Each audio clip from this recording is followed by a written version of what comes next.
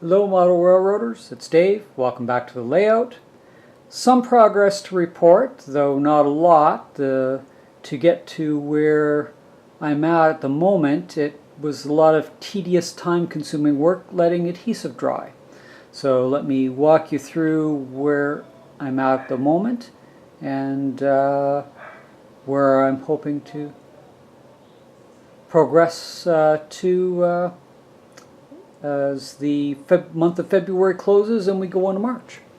As you can see, there's bits of track down beside my main line, so that'll give a hint that I've gotten all the magnet work done in joining the pieces together. So let me take you down and I can show you at this joint that you know, the is definitely holding, the magnet tension is holding everything together, but get a little bit of side shove and there you can see the magnet disconnecting. So if I shove that forward and I come down to this section, which I've been able to router out, I can pop the magnet up, join back on me, pop the magnet off, and you know, I've gotten that all done. And of course on this side as well we've got the magnets mounted there. Now I did end up running out of magnets, though I did remember that I had a little stash of magnets that were meant more as for jewelry. They're very tiny magnets. I'll show you them a bit later, and I actually ended up using 2 magnets on that bit of foam riser that curves over in the background there, joining up to that piece just on that curve where this curve joins. I still had a magnet for that. And I had to get it a little more inventive, which I'll show you on the riser that goes to the trestle. But let's snap all this back into place, and we'll continue on with the layout update. So this is what I had envisioned, was very easily that everything snaps back into place. Now I'm going to, as I had said in a previous video, I'm going to use the other anchoring. I'm going to put an anchor here and one on the opposite side, and that will hold this more centerpiece in place, and then put a anchor on the curved section here so that this is seating right, so that when the train comes down the main line, I've got the offsets properly here for the opening, that I don't have to worry about how everything interlocks at this location. And I'll put another anchor probably in this area as well, because I want to ensure I've got appropriate offset where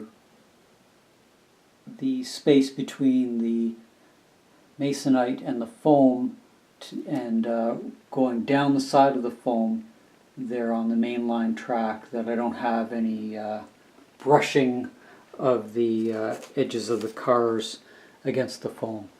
But I was able to do predominantly all the sanding I needed to. I added in the bit of foam here on this piece, and I had to add in the foam here, and another little piece that I still have to finish contouring. It was still wet the other night, so I couldn't deal with that.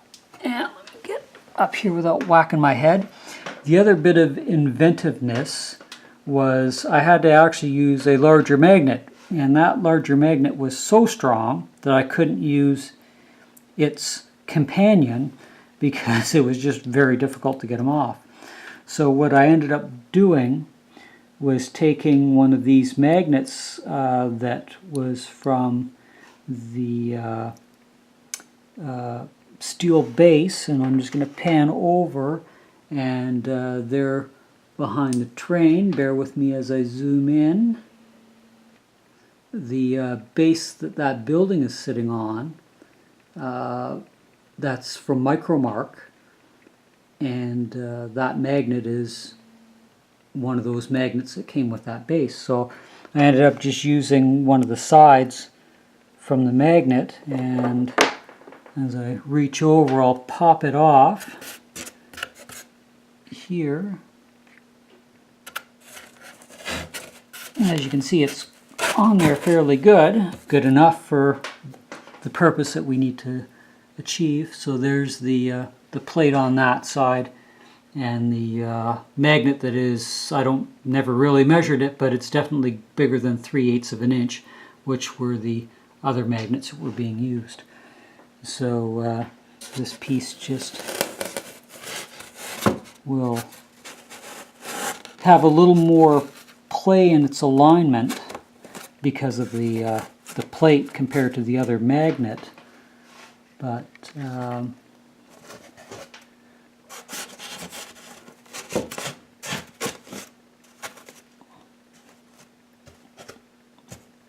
sits back in where it needs to go, and that's flush, and then this section is level and goes roughly about there.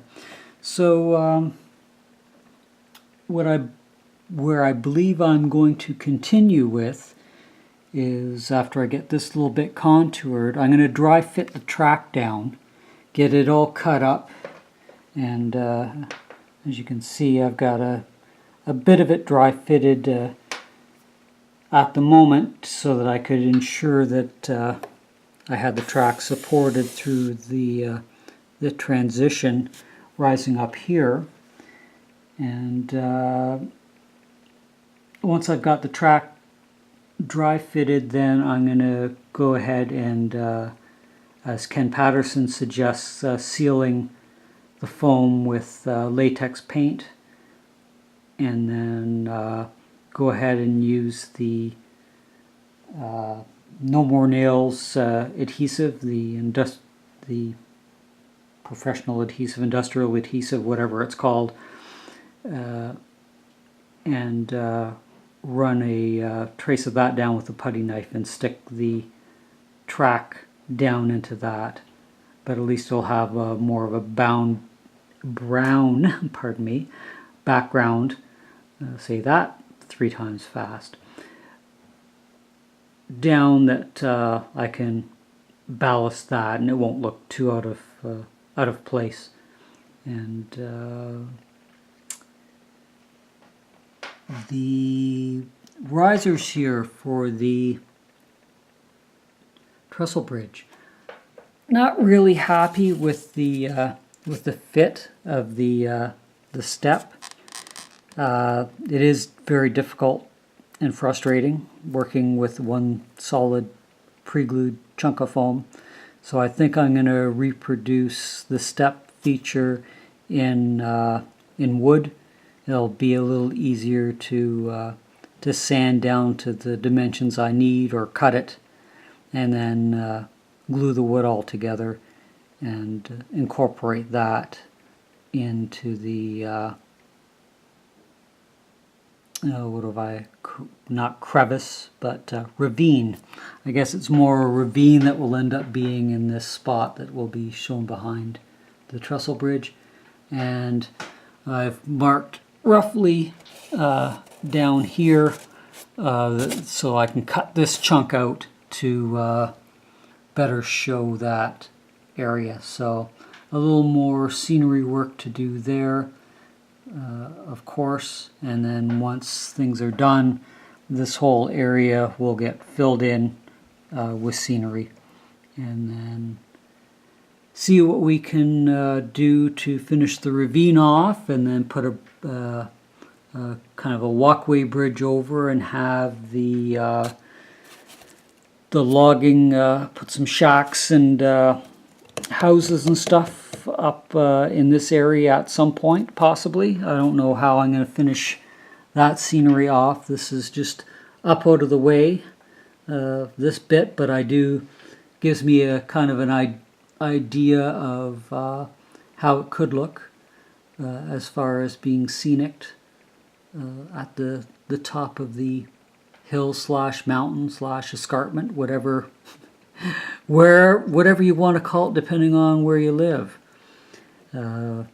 We refer to Hamilton Mountain, even though it's an escarpment, the part of the Niagara escarpment, which is about an hour away from me here in southern Ontario. So, an escarpment sometimes get called a mountain, a hill.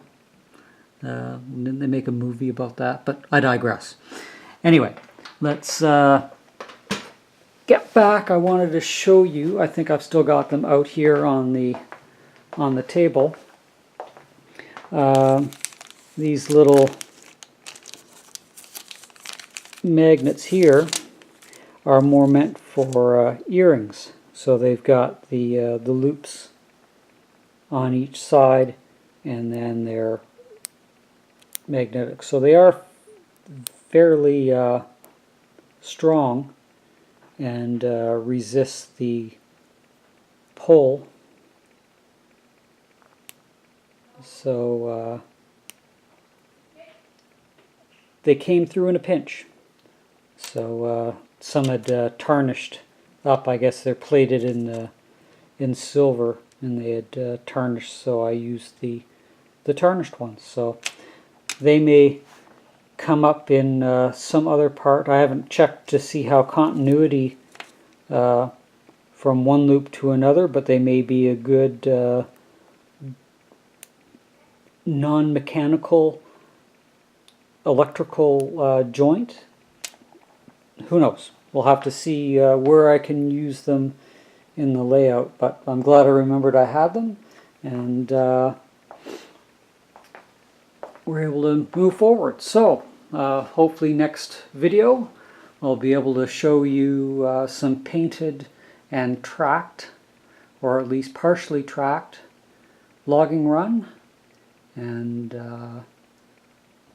from that point, I wish you well, and that you've had a chance to work on your layout, or if you're a member of a club, working on the club layout, or going to a friend's and helping them out, or running trains, or doing something that is involved in this fantastic hobby that we all are interested in.